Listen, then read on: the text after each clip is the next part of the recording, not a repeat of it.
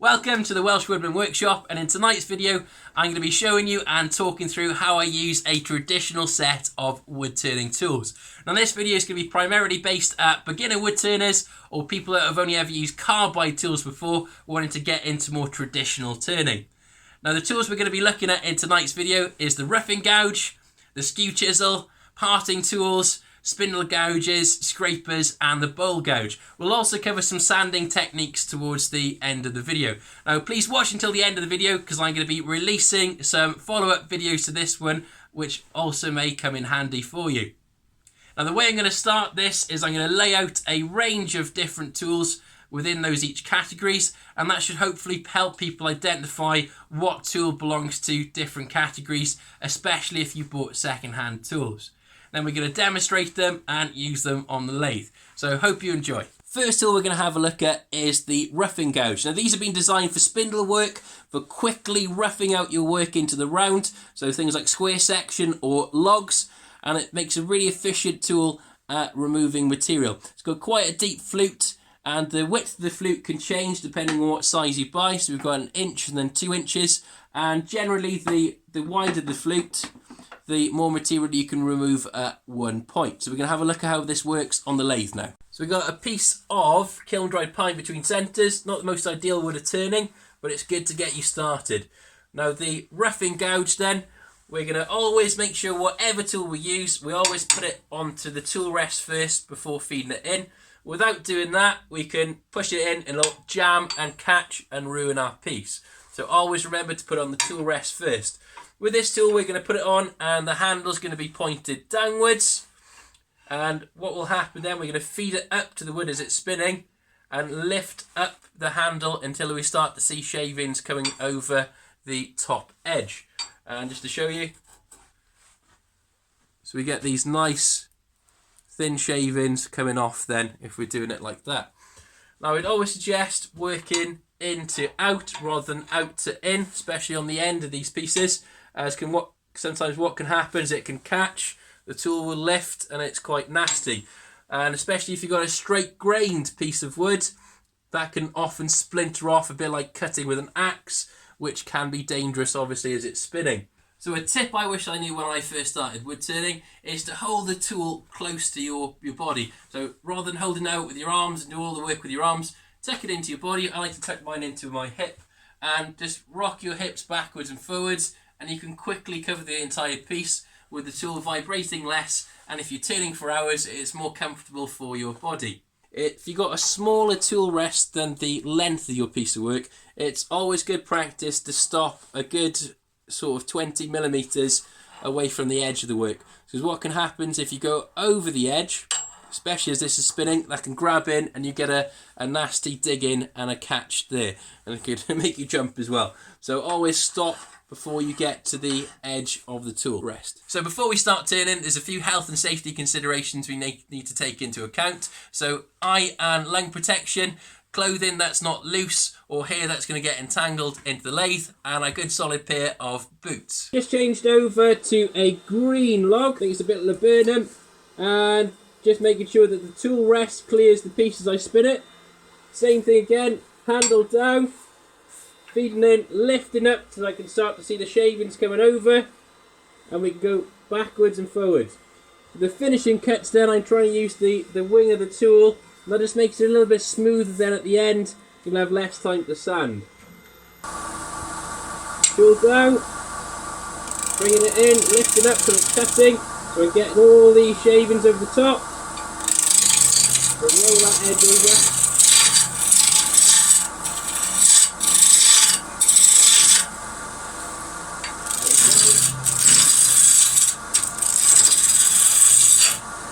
We get long stringy pieces, especially because it's green.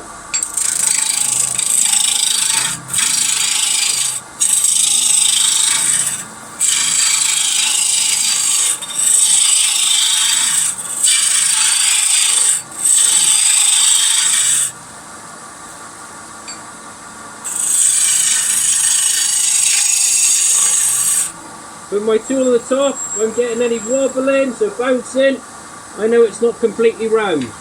I'm looking along the top profile here, looking with my eye to see if I've got a flat shape. Got a little bit of a dip there, so you can sort that out.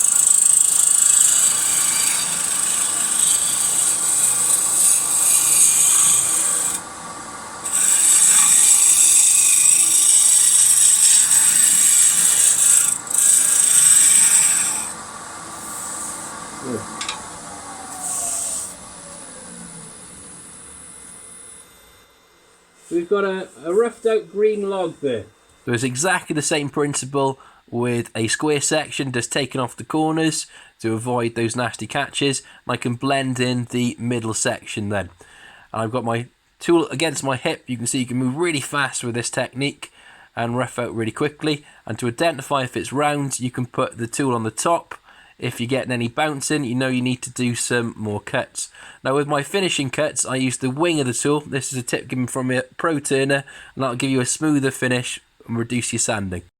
So the next tool we're going to have a look at is the Skew Chisel. Now this is a fantastic tool for spindle turning. It has a large sort of learning curve with it, but once you sort of get used to it, it is really, really superb and handy tool to have.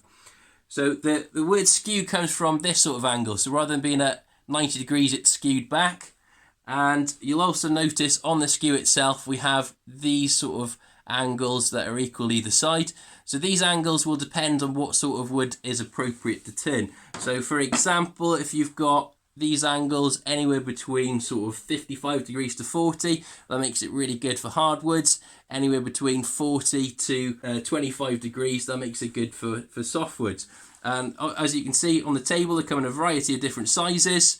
This is a 1/2 inch one, that tends to be the most standard size you get in starter kits. And we can also get other types of skews then you might want to get into later on. There's a round skew, and we've also got an oval skew as well. So we're going to have a look at how this works on the lathe now. We've got the long point and a short point, or the heel. So we need to make sure when we're using this tool that we're only using a portion of the blade. With the full blade touching, that's where we can sometimes get those nasty catches. So if you're using the short point, sort of this section of the blade, if you're using the long point, that sort of section of the blade. I'll show you what I mean by that now. So I'm going to be leading with my short point, to all of the rest, not starting from the end.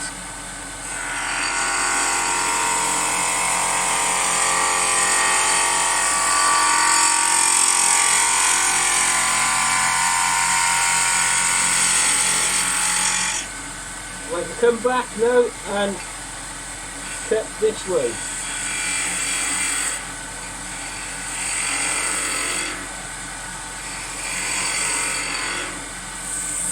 I don't know how well the camera is picking that up, but the finish on this is fantastic. Really, really silky smooth compared to the rough and gouge that we had earlier on. So that's your planing cuts. Now when you get a catch, what happens is, as this is coming around, it's peeling those shavings lovely. As you get full contact, bam, and you can see in there, it's sort of caught. So it's always an idea. I'm trying to think of holding the tool like that with a little wedge underneath, and you should be able to do those planing cuts lovely and easily. Right, we're going to roll some beads next. Going to come in with a long point, push in, going across. We're going to want to clean out some wood either side. Going in.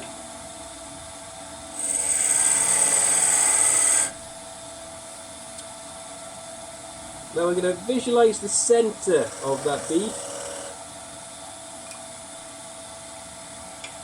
With our hands, we're going to do 3 movements. A slight push, a roll and a lift as that tool gets right round to 90 degrees.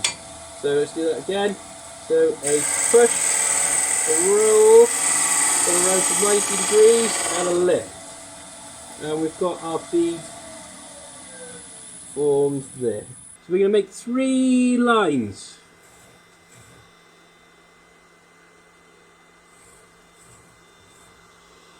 So 2 lines and a central line.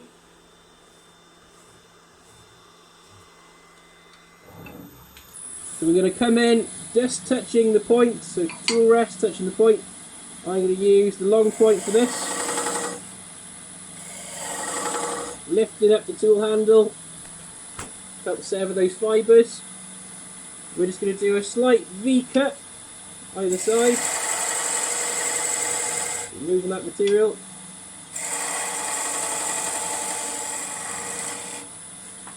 Now we're going to roll this bead. So you can either decide to roll with the short point or the long point, but you need to make sure that they don't touch. So let's do it with the short. So coming in from the centre, I'm doing a push, a roll and a lift as I get to the outside of the bead. And it's really important with the lift itself that the tool is at 90 degrees to work perfectly before you lift up, otherwise you get nasty catches. Let's try and show you a catch. Roll the handle, not at 90 degrees, but I'm going to try and lift. Okay. Hopefully I got a catch. Yes, I have. In there. So you can see this sort of digging area where we've got our catch. That's not desirable. So we need to make sure it's always at, when we roll at 90 degrees, then we can lift up. We can rescue that though. Right, V-cuts with 3 points. Tool at this angle, push them in.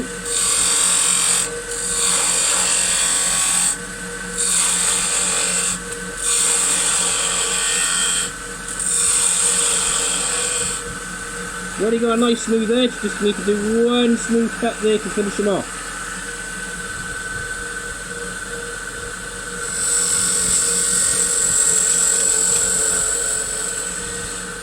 Now the key thing to remember with any tools is to cut downhill, so where the fibres are supported. If you imagine we've got a clunch of straws together, when we cut downhill we push down on those straws. If we cut uphill we are pulling the fibres, so pulling those straws apart. Now a good beginner project to practice your skew skills is to make a foot massage roller. So essentially do these elongated sort of beads into the middle. I don't know how the camera's picking that up. And you run your foot backwards and forwards on them. But they make a nice little beginner project to practice your bead rolling skills. And if I haven't done turning for a while with a skew chisel, I'll go back and do that as an exercise. So parting tools then. So as mentioned in my previous video, these are used for turning tennants to grab the jaws onto, turning mortises for the bottom of bowls, parting part way through a piece of work to a certain depth, or all the way off on spindle work. And we've also got a knife parting tool, and these are really handy for things like boxes where you want a thin parting line so you can match the grain as best as possible. I like to start my cuts with the handle slightly raised so it's almost trailing as it's coming down, as I find it doesn't tear the fibres as much that way, and then lower the handle to feed in. So we're just going to make a depth cut with the handle up, dropping the handle, push it in. And by doing it that way you don't get as many torn out fibres on the side grain. You can always clean them up with the skew if you did get them there. So the next thing we're going to do is an accurate depth cut with the calipers. Now these are brilliant because we can set them to accurate sizes like the size of our jaws that we need to clamp onto, and that's a really handy accurate way of marking those out. So we're going to set the distance of the depth of a cove, and we'll cover those more later with a spindle gouge. But essentially we've got this set to the size we need. We come from behind. Now what can happen as we're going deep into a piece, especially a piece with a large diameter like this one, as we get towards the centre, the walls of the piece are going to want to clamp in and catch on this, which can bring the tool handle up. So I'll show you a way around that as we're parting down to this depth. So we're going to increase the speed up, start our cut as we did before, bring it down. We're going to come across half the width of this blade.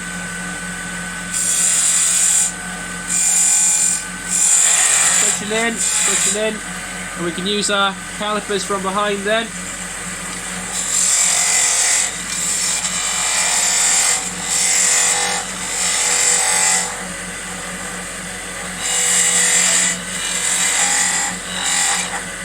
soon as they come through, we know that it's to the right size. Now the advantage of having these washers on is it gives it a smoother entry and doesn't catch as much. Even if you grind over your ends, they can still catch. So this is a good tip. Next thing we're going to be making is a tenon or spigot, depending where you're from.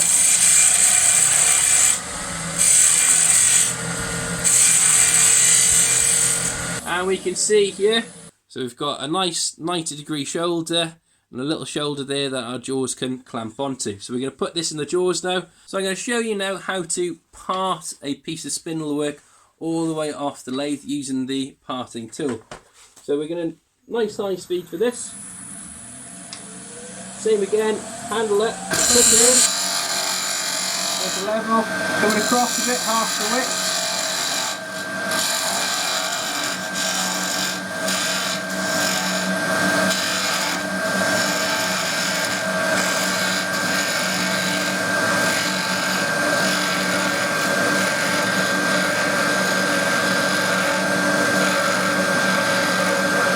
Now when we get really thin like this, we've got two options. We can either part it all the way off, supporting the piece that's going to fly off, or we can use something like a Japanese saw like this that's got a small kerf to cut all the way through. So I'm just going to show you how to part it off safely. So bring your speed down to about 1,000, I tend to. Hand behind, not behind the blade, to give it support. And we've got that piece parted off. That little pimple there, we can use the Skew Chisel or a craft knife, like so, just to take the nipple off. Now, parting off with the knife parting tool, very much the same thing. Push them in, lift them up.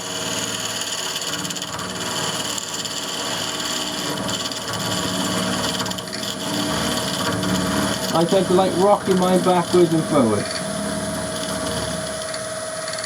There's the action I did on the end so you can see it. Let's do it in the middle now.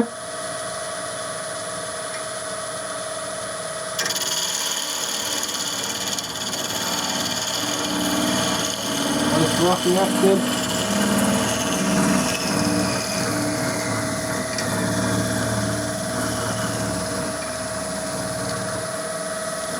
So if you're parting off something like a candlestick and you want it to stand up straight, it's a good idea to do an undercut, so an angled parting. So for that we can angle our tool into the piece. I'll just show you on this remaining stuff. So we're holding this probably about a 15-degree angle from the workpiece itself. Push in. It's a good idea when you do an angle cut to do a relief cut. We're coming back a tiny bit.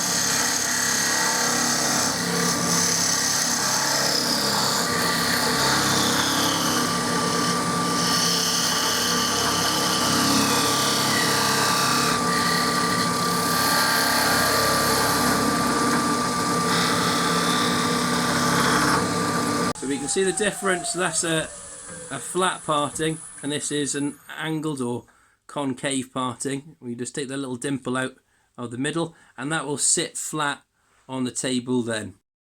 And it's often good to have these little nipply bits left over, as you can easily remove those, whereas if the piece tears the grain out, you'll have a little hole in there, which is not so good.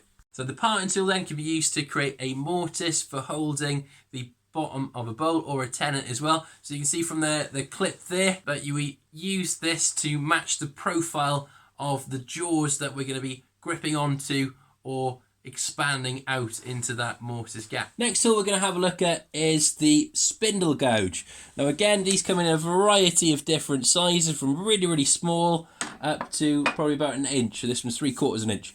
Now you can have two different styles as well. So we've got like a traditional grind on the smaller one, and we've got what's known as a continental or long grind on the longer one there.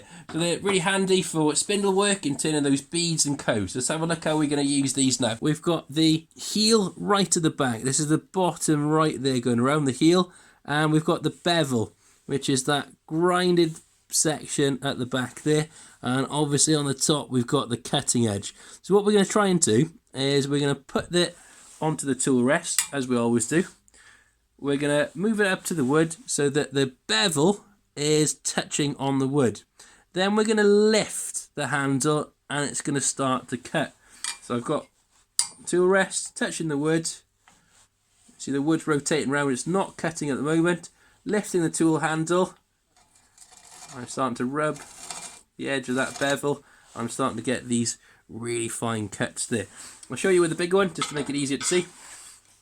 Same again, we've got the bevel on the back there. Put it onto the tool rest, rotating around, lifting up the handle. We can start to see that we're getting cuts coming off. Right, let's just do a straight cut across. Tool handle down. Rubbing the bevel, lifting up to the cutting. Cutting across. Same again, tool handle down, lifting up to the cutting.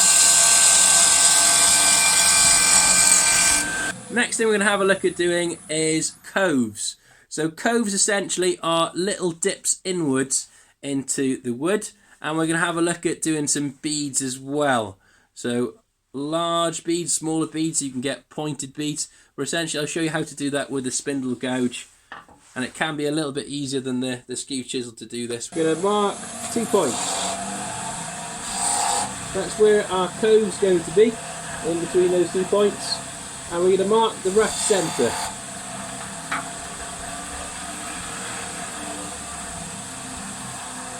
Now with this tool on tool rest, we're rotating the tool slightly.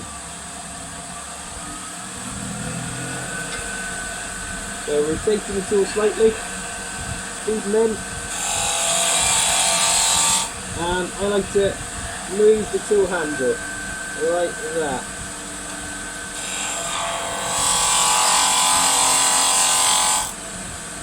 Going in from the other side.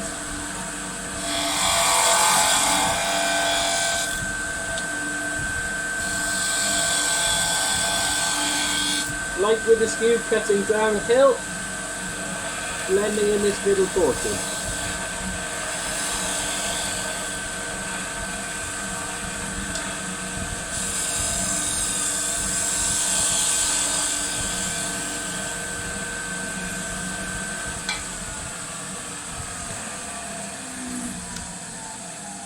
And we get the nice smooth cove in there. Now we've established, you can see with the parting tool earlier on, the depth of a cove. So we're going to just turn down to that depth of cove now. We can go from there to there. So that's the middle of the cove, and we know that we're going to need to stop at that distance. So that's the point in doing that with the parting tool. Do that quick.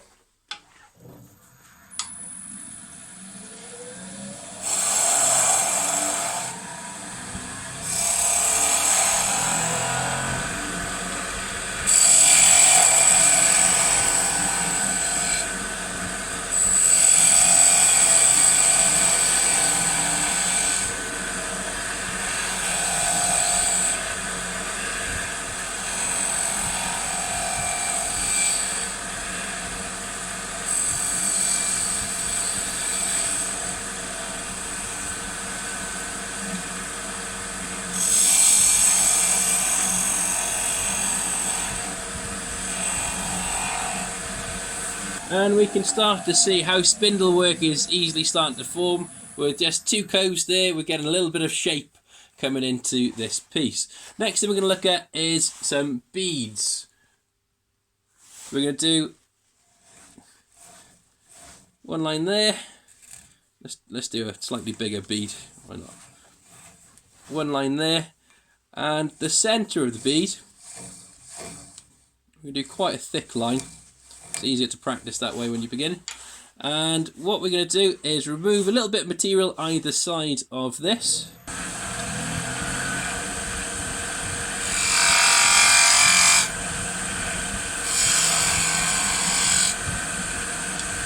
And now we're going to roll a bead. So we're going to come from the outside and roll outwards, pushing and twisting. It's very much like we're doing with the skew. Push, twist.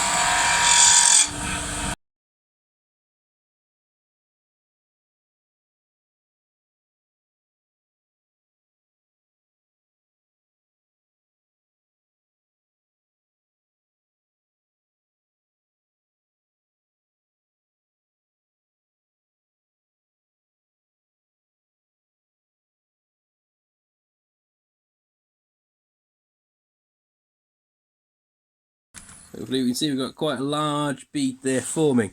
And a series of beads and coves is all you really need, and some V-cuts in order to create some really cool spindle designs. Next tool we're going to have a look at is scrapers. Now they're not really an essential tool to have in your wood turning kit, but they can be really handy, especially with some of the sort of torn out grain and things like that we get with boxes and when you're first starting out. As you can see, they come in a variety of different sizes and shapes for different jobs.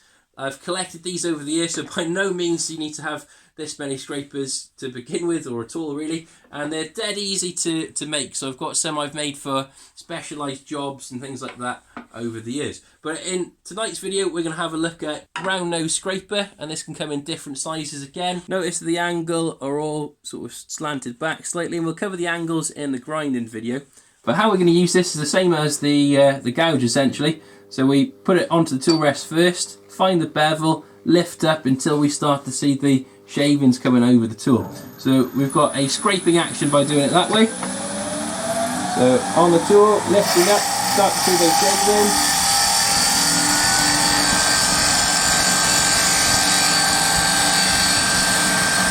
We can come across our teeth.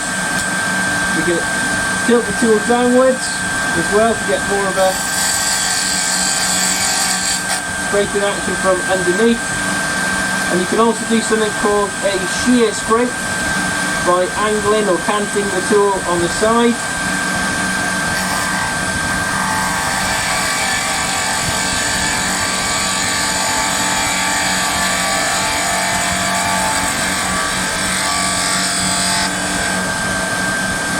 Like so.